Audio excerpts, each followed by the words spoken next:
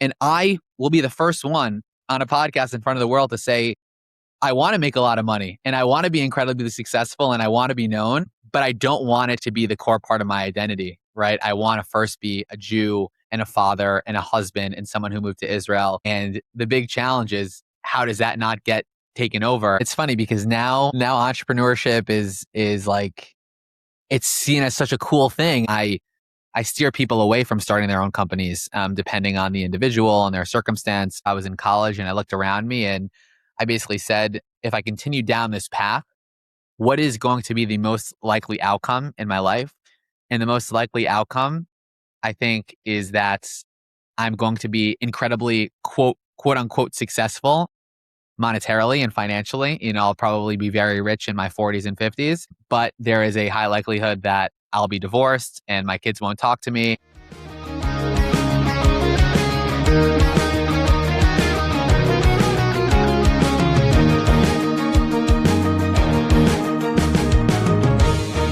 Shalom Aleichem, and welcome to Shark Tank. Shark Tank is a podcast about the challenges and opportunities of being a Ben Torah in the workforce. This week, we're joined by my friend Alec Kremins. Alec, welcome to Shark Tank, and thank you for joining us today. Thanks so much, Yaakov. Excited to be here. So before we jump in, a quick reminder to please leave a 5-star review and hit subscribe. It really helps us bring this content to bigger and broader audiences. So thank you so much for that. So Alec, around a year ago, I think you had a very big transition in your life. So you could tell us what you're up to leading up to that fateful day and what was next. It's actually, it is Shkacha Pratis that we are recording this podcast. I don't know when it's going to go out to the listeners, but we're recording this on August 4th, 2026. And exactly 1 year ago, on August 4th, 2025, I was let go from my stable job. I was, I say this very humbly, but I was living the dream of a lot of Americans that make Aliyah to Israel, where I was working an amazing job at an American tech company, making an American salary and living here in Israel and basically just balancing it and really enjoying. And out of the blue, I was let go from that job and basically had a decision to make. I just found out my wife was pregnant with our first child at that point as well. And it was a tough day, but I'm sure we'll talk about this more in the episode, but decided to, instead of looking for a job, start my own company, go all in. And a year later, it's been the most rewarding, but also the most difficult year of my life in terms of, career. So before we sort of jump in a little deeper, maybe just a little more background about yourself, where you're from, and like what were you doing? What are your skills? What is your passion within the space that you were working? I grew up in New Rochelle, sure familiar to a lot of your listeners. I actually went to public school throughout middle school and high school and was always very passionate about entrepreneurship. Grew up with reading kind of magazines with Mark Zuckerberg and kind of all these big entrepreneurs, a lot of which, are Jewish. So that was always a big part of my childhood. And, after high school, decided to, I got into a pretty awesome business program at the University of Michigan, direct into the business school, and kind of continued that hard work ethic there. In kind of my college experience is actually when I was Choser Teshuva and met a few of the Rabbanim there and spent a little time in Israel. But I was still always on this, high-strung, ambitious career path where most people either go into investment banking or into management consulting. I knew I always wanted to do something a little bit different. When I graduated college, actually in college, I started a company called Ember. We made caffeine gummies. I started that with my cousin and it was very exciting. And we were selling on Shopify, Amazon. I learned a lot, maybe a conversation for a different time, ended up folding that down. And then it was kind of just being in the right place at the right time. I joined a startup, which at that point was about 200 people. It was a company called Ramp. Just recently, I think their latest valuation round valued them at around $40 billion as like the fastest growing company, I think, in the history of the world. And you could fact check me on that. And was, joined relatively early. I learned a ton. And people joke that I have the most expensive Aliyah in the world because I moved to Israel before my equity vested because I really wanted to come to Israel and came over here. Then I got a job at Beehive, kind of leading partnerships at Beehive, which is an email newsletter platform. That was an amazing experience. And basically kind of my background in marketing is really, it started off in sales, partnerships, and then really building brands. Like, I've been posting a lot on LinkedIn, built a little bit of an audience there. And, I could go more in detail on any of that, but that's kind of high level. Yeah, so I would love to pick up on one of the things that you said, which was you spoke about your tendency to do things a little bit differently, go against the grain, be unique, which I think is very important in the context of this podcast. People who are living Torah values in the workforce, they're usually, day to day, not amongst a strong community of like-minded individuals. From that angle, that perspective, this podcast is a bit of a bridge in making an online community to bridge that gap. But on a very, practical day-to-day basis, they feel very alone. And I think there is a lot of value in the ability to say, these are my values and might be different than other people's values, and that's okay. So we can go a little bit deeper on that part of your journey, specifically as it pertains to your decision to be chozer b'tshuva, your decision to not take the classic track of investment banking or management consulting, and sort of how early in your life did you realize that was like a feature of you? Yeah, great question. And it's funny because now entrepreneurship is like, it's seen as such a cool thing. And like, it's, a lot of people are kind of promoting that, where a lot of times, and this might be, part of our conversation, I steer people away from starting their own companies, depending on the individual and their circumstance.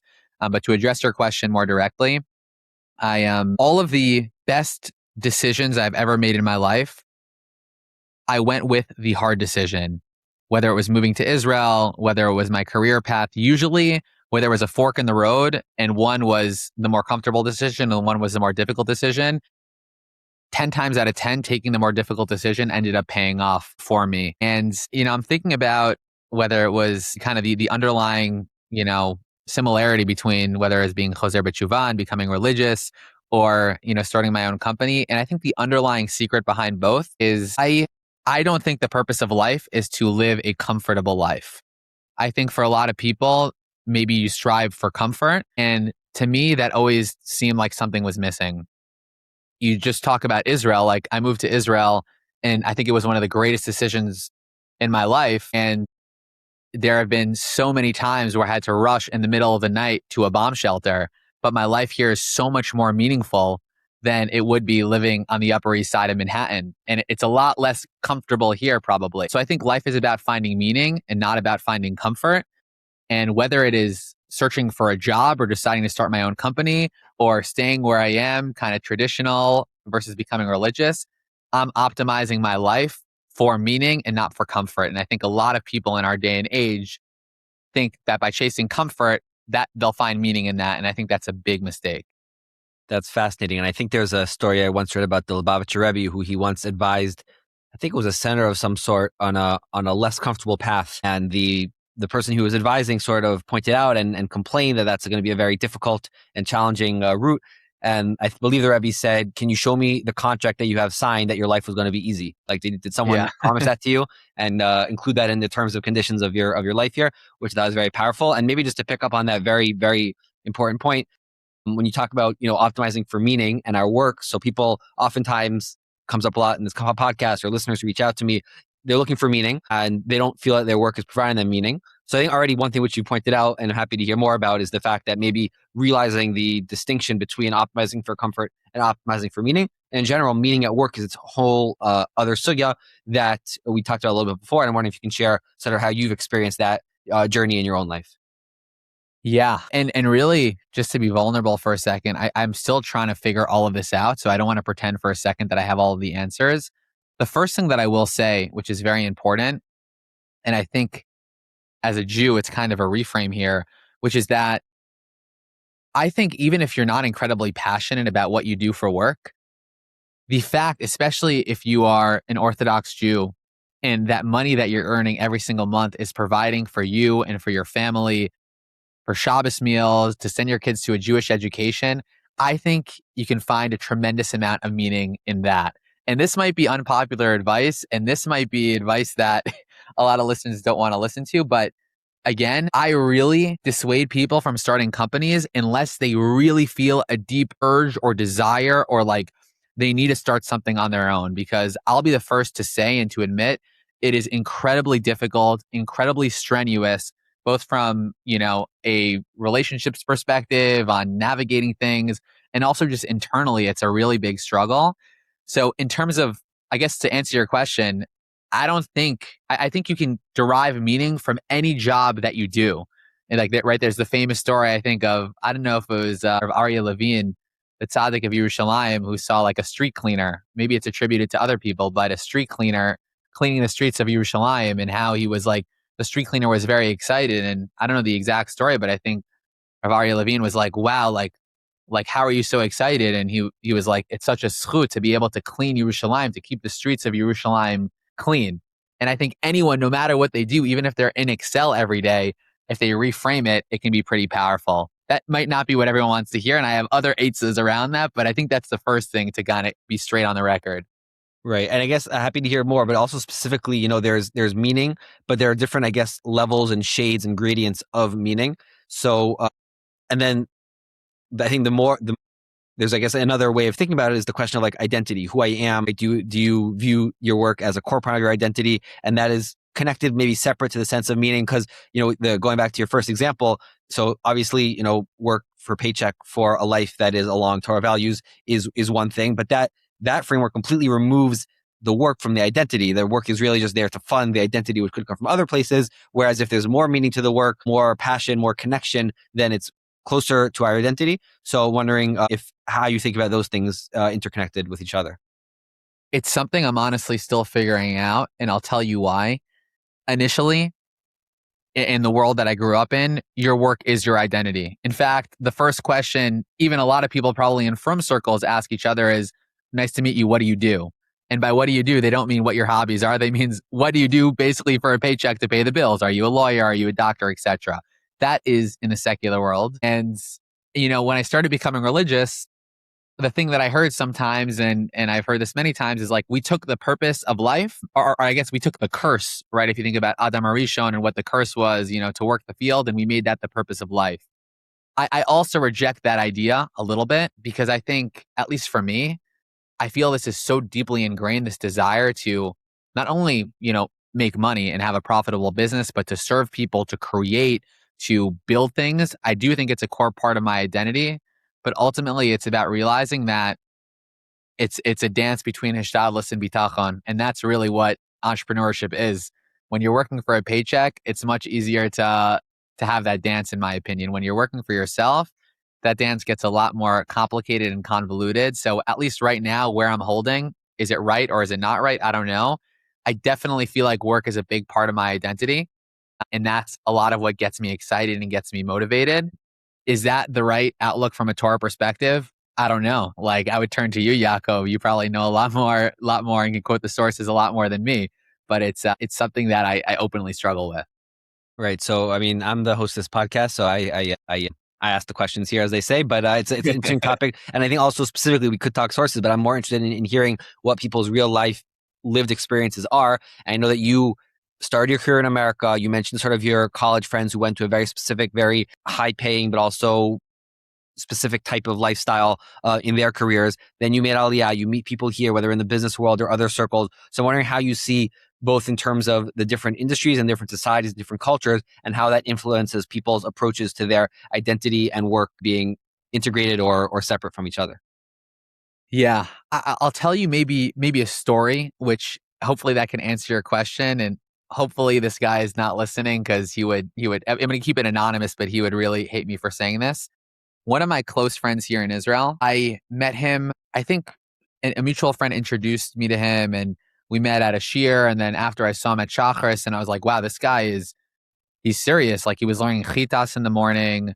He was, I know he had like, I think 8 or 9 kids, but like a really serious guy. And we had a deep conversation, and I was like, wow, I got to, you know, I want to become friends with this guy. I see so much in common with him. And I remember he invited me to his house for Shabbos. And I went to his house, and I get to his house, and I'm like, what the heck does this guy do for a living? Because his house was like a ginormous mansion. And then, you know, I didn't ask him right away. It didn't come up right away, because it was still kind of that deeper connection besides work. Like, we were speaking about different, you know, concepts about the Parsha and Chassidus and different things. And then later on, maybe like 3 months later, I mentioned his name to someone, and he was like, you know, he has one of the biggest hedge funds in all of Israel and does like a crazy amount of tzedakah. And the only reason I tell that story is, at least from his perspective and from my perspective meeting him, that was not at all his core identity. And that wasn't the core point where I met him in the relationship. Where I met him in the relationship was Jew, father, someone who picked up and moved to Israel, someone who's kind, loving. And it happens to be that, thank God, he gives a lot of tzedakah. And it's like, what's the ikar and what's the tofel? And to me, I felt like that was the healthiest thing. And I will be the first one on a podcast in front of the world to say, I want to make a lot of money and I want to be incredibly successful and I want to be known, but I don't want it to be the core part of my identity, right? I want to first be a Jew and a father and a husband and someone who moved to Israel. And the big challenge is, how does that not get taken over? And one of the differences, the last thing I'll point out and why I love living here in Israel is, and specifically I'll talk about maybe Yerushalayim for a second, is I have a lot of friends like this where I first met them in a context of like shul or a kumzitz or whatever it was. And then later I realized, oh, wow, like maybe there could be a business partnership or like this guy works in a similar type of industry versus whether it was in college or even New York. The first point of meeting is, what do you do? What do you do? Oh, maybe like we can help each other out financially. And then like we figure out our other interests and our other hobbies. That's really interesting. And I think, as much as you said that you're still figuring things out, I think you can learn a lot about a person from their role models and who they look up to. So even the fact that you've been attracted to role models along these lines says a lot and is very impressive. And it's really important. I think this podcast to just restate that and come back to that all the time, deciding what role models are and that distinction between sort of what really matters to you and where you're working and where you're making your money, which can all be meaningful, but in different levels. So thank you for sharing that. Just one thing that I'd asked you before, and I'm wondering if you have anything else to share about this, but your sort of friends in America who took a very specific path to management consulting, investment banking, and stuff like that. It's something we've come up on the podcast at different points and talked about whether that's like a feasible Ben Torah route or not. And I'm sure these friends were from Michigan or not necessarily guys from yeshiva and whatever, but like, have you been in touch with them at all? What do you see from their lives that influences how you look at things today? Yeah, sure. First off, I think it is for sure feasible for a Ben Torah. Is it the most optimal if you want to be learning 3 Siddharim a day and working in investment banking? I don't know if that's possible, but at least for what I consider a Ben Torah, and one of the biggest parts of a Ben Torah, I think, is being a Kiddush Hashem and lighting up the workplace. I think it is incredibly feasible. And I think you could even make more of a Kiddush Hashem being in an environment where there are a lot fewer of those types of people. And I personally have friends that work incredibly demanding jobs in the top firms and funds in the world, and they are very committed to an Orthodox lifestyle. It happens to be that most of my friends that are in those roles, because, I grew up non-religious and everything, they're not what you'd consider a Ben Torah, although most of them happen to be Jews. And I think, again, it is, it's hard for me to sort of generalize. I think the biggest, what I really dislike, or what I have a reaction against, is a lot of people do things just to do them, just because everyone else is doing them. And I think that there is this, like, people are drawn towards this and people automatically do this, and people think, I need to go to this university, I need to follow in this footsteps, I need to do this. And I think, and I even heard someone say this to me, it's like, it's such a good trade. Like, you trade 2 years of your life, 3 years of your life to work an incredibly demanding job, and then the world becomes your oyster. Like, once you do 2 years in McKinsey or in Goldman, you could do anything. And I'm like, why would you trade 2 to 3 years of your life? Like, that is the most precious asset, the most precious thing you have. The one caveat I will say is, like, if someone goes in debt and takes student loans and pays a ridiculous amount for college and doesn't have any support around them, I understand, like, the allure towards that, and like, you need to make money and pay back those loans, and no judgment there whatsoever. But I think that doing someone just because everyone else is doing it, and that's the thing that happens, to me, like, I have automatically an averse reaction towards that. I'm sure there are people who are in these very intense roles. You said there is definitely a potential to be a Kiddush Hashem, which I appreciate. And I also are familiar with people who are that. But there's also a dark underbelly to this world of, high-powered, high-income roles at these very prestigious firms. And I think we were talking before, and you mentioned that you've been exposed to that also. So I think it's worth it to be aware of the full picture. And if you could share a little bit about what that looks like, because some people are very successful and some people have it really rough. Yeah, it is a great question. And it honestly is very related to, that moment I decided to explore Judaism a lot deeper. I was in college and I looked around me and I basically said, if I continue down this path, what is going to be the most likely outcome in my life? And the most likely outcome, I think, is that I'm going to be incredibly quote unquote successful, monetarily and financially. I'll probably be very rich in my 40s and 50s, but there is a high likelihood that I'll be divorced and my kids won't talk to me. And maybe I'll have a house in the Hamptons. And maybe by secular standards in society, I'll be successful. But to me, that sounds like being miserable and not like being successful. And unfortunately, thank God, most of my friends, I'm 27. So, most of my friends from college are that age. And I really hope that they have incredible meaning in their lives. And I know a lot of them. And, I really don't think they're going to turn out that way. But I think overall, in terms of society, if you just go down that path in that rat race, that unfortunately seems like a pretty likely outcome, even if we just look at pure statistics. Fascinating. And it's so interesting to hear how sort of your work considerations, your career path, and your Judaism are like intertwined, which is very interesting. So going back to that moment a year ago today that you were let go, I'm wondering, you mentioned you decided to start your own company, and I'm wondering if you talk a little bit more about that from a spiritual perspective. I think a lot of people love the stability, and I'm sure it's individual, the stability of a paycheck from a company that is paying them the same amount every month. So you went down a very different route. So I'm wondering from a sort of a hashkafic Torah lens, why that was something that was important for you. This is an important question and a deep question. I think, first off, I said this once and I'll keep saying it again. This is definitely not the right path for everybody. In fact, I don't think it's the right path for most people. Why I decided to go down this path, I don't think it started off, if I'm being honest, with a certain hashkafic or Torah lens. I think it was from a very personal lens of just like me having this deep desire always, even when I was working at other companies, to really want to work for myself, to have that independence, to have that level of kind of creativity, free flowing ideas. And I think it started from there.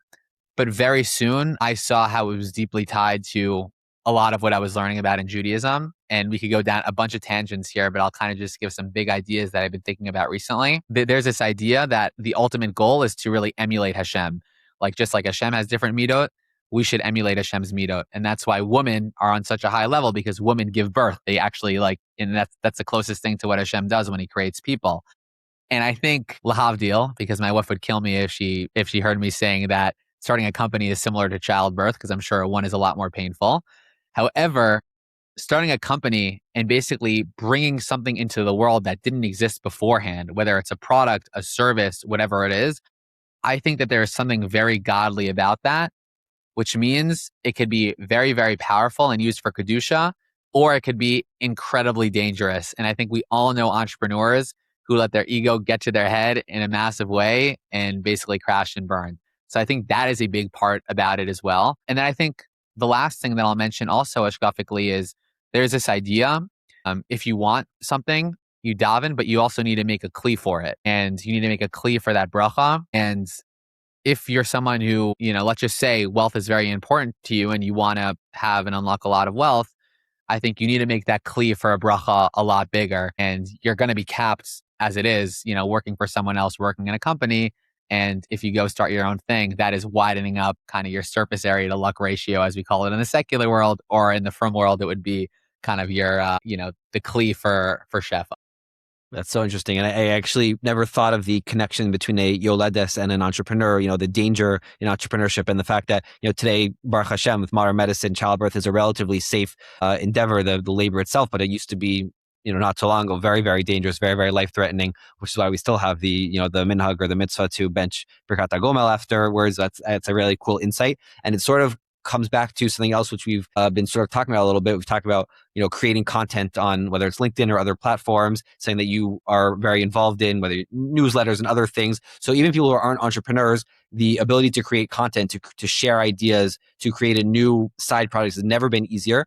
And I'm wondering specifically how you think about the balance between the opportunities that the current digital landscape allows, along with the dangers of getting sucked in, of putting out content that's not really worthwhile. How would you go about advising someone who wants to maybe be a little more creative, be a little more of a Telem Elokim in that regard, but also doesn't want to get sucked into things which are either just addictive, semi-addictive, or worlds of influencers that don't seem so Torah values based, but there obviously is great opportunity here. So how do you think about that world that you're very much involved in and on a few different angles? Yeah, again, wow, excellent question. And there are kind of going to be two parts to my question. There's going to be first addressing the content piece and sort of addressing how that fits in with Torah values. The number one advice I give to people who want to be creative, who want to start their own thing is there is an opportunity right now. Maybe it's an arbitrage opportunity. I'm not sure how to exactly define it, but creating good content on social media is one of the highest leverage things you can be doing for you professionally, especially when we talk about building a personal brand, building an audience. We don't need to go into business and everything, but none of the past 12 months would have been possible without kind of having built an audience and posted content before. So I think it is incredibly important. And right now I post every day on LinkedIn, and I'm actually starting to post every day on X and also hopefully Instagram. And that begs the question, how are you now supposed to daven 3 times a day in a minyan, learn Torah, and then post across 4 social media channels, check them, comment, whatever? It is impossible, and it's setting yourself up for failure. So part A of the question, it is incredibly important. I definitely think people should be doing it. Part B is, how do you balance that? That is an excellent question. And I think 2 things. Number 1 is I show up on social media as my full self, meaning I show up there as a Jew, I show up there as an Israeli, and I show up there as someone who struggles openly with different things and different ideas, meaning I don't just showcase one part of my identity. I had a post that went pretty viral of me wrapping my old CEO into tefillin, and a lot of people, including Yossi Farah, really like that. I have posts where I talk about running into bomb shelters in the middle of the night, and I'm very open about that. And I have posts like the one that I'm posting today, where I talk about how the past year has been incredible, but it's also been one of the toughest years of my life for a lot of reasons. So number 1 is not putting on a mask and showing up as authentically yourself. And I think you could actually be a massive Kiddush Hashem on social media as well. I don't think it's a steer at all. That would kind of be advice number 1.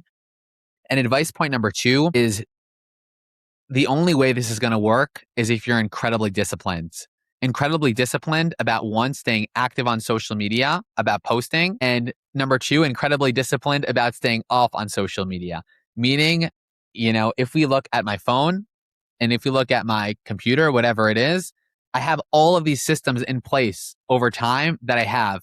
My LinkedIn feed is permanently blocked with a Chrome extension. I can't just scroll through LinkedIn. My Instagram, if I try to download Instagram on my phone, it is blocked.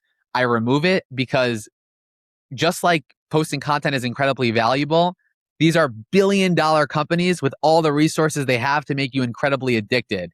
And as a religious and Orthodox Jew, time is a thing that matters most. And you have to set up all of these systems, these diligent systems, to not be sucked in. So that was kind of like a long-winded answer, but it's a topic I feel very passionately about. Right. And then the question then becomes, and I think about this all the time, are those 2 components, the importance of posting and the danger of spending too much time, and the industry that you're sort of contributing to, right? At the end of the day, you're playing the game, you're putting out content that is for other people, is part of their doom scrolling. Is that something that you ever feel tension around? No, because I think, again, what do I stress in my content, and also what we do for customers, by the way, I didn't even talk about what I do, but the focus on both is authenticity.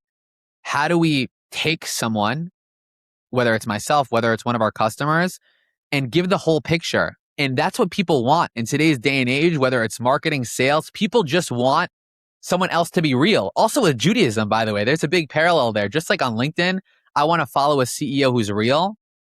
The rabbis that I want to listen to, that's why everyone's coming towards Neo-Hasidus, which is kind of where I find myself. We just want the MS. That's what we want, and that's what people want. And I actually think there's no steer on there whatsoever, because social media, what's the difference between ideally someone posting something raw and authentic on LinkedIn versus sitting down for a very scripted interview or a TV ad? One is a lot more authentic and one is someone acting. And I think anyone that brings someone's core message out into this world in a less polished and more real way, whether it's a Rav giving a shiur or whether it's a CEO posting online, To me, I think that is getting people closer towards MS. So that's why I think there's no stira. Fascinating. And then you sort of alluded to maybe the last topic that we'll sort of dive into for now. This obviously could be its own series of podcasts, but we talked about AI in this space. So to me, it's so obvious that based on the way you described the gold standard of MStic content, AI is so limited in its effect on the core, meaning there's so much you can do to make things faster and easier and editing. But at the end of the day, if the core is you have an authentic life, authentic experiences, authentic insights, and you're using these platforms to share them, AI, to my mind, doesn't really touch that core value. It's only around in the trapping. So do you agree with that framing? Yeah, and it's basically chicken or egg. Like, why is that becoming the most important lever right now? It's because content has never been cheaper. I mean, even think about it. I'm thinking back into like the Judaism world. There were a few of like these quote unquote influencers who took off. Like, there are AI rabbis right now. I don't just need the answer to my halachic shaila. I can go to ChatGPT. I'm not advising this, but like I used to text my rabbi all my questions, and now like ChatGPT is getting better. Claude's getting better. I can have sources and source material. What ChatGPT or what Claude can't give me is a real chizuk, real personalized to me. And I think it's the same with content, and it's chicken or egg. And I think AI and the fact that content and answers and information is cheap. Think about this, like our parents or maybe our grandparents. I don't know how old the listeners are. My dad, for instance, if he wanted answers to something, he needed to go to the library and find a book, check out a book, read, find the exact section. What did I have to do and what did we have to do? We had to go to Google, and we still had to search a little bit. What do the kids of this generation have to do? Basically nothing. Just type ChatGPT, skip Google, whatever it is. Information is cheap. Answers are cheap. The only thing that really breaks through is storytelling. And to me, it's more of a chicken or egg. So yes, that is definitely prominent. But the reason why it's so prominent is because all the advancements we have right now with AI. Amazing. Okay, Alex, this has been such a fun conversation and really great. Always so much energy and interesting stories and insights when we're talking. So I appreciate that. So let's go to our lightning round. 3 short questions, 3 hopefully short answers. We're in the summer. We have nice long Shabbat afternoons. What do you like to do at that time? Shabbat afternoons, I like to take a stroll with my wife and our 4-month-old. Amazing. Do you have a favorite sefer on Parshat Shavua? Favorite sefer on Parshat Shavua, I would say Evan Shlomo, Rabbi Shlomo Katz on Reb Shlomo Karlebach. Amazing. And finally, if you were forced by gunpoint to quit your job, quit your company, find some new role in some new industry, maybe something you dreamed of doing as a kid, what would that be? I think I would become a marine biologist. Cool. All right. Alec Kremins, thank you so much. Awesome. Thank you so much, Yaakov. Really appreciate it. All right. Take care.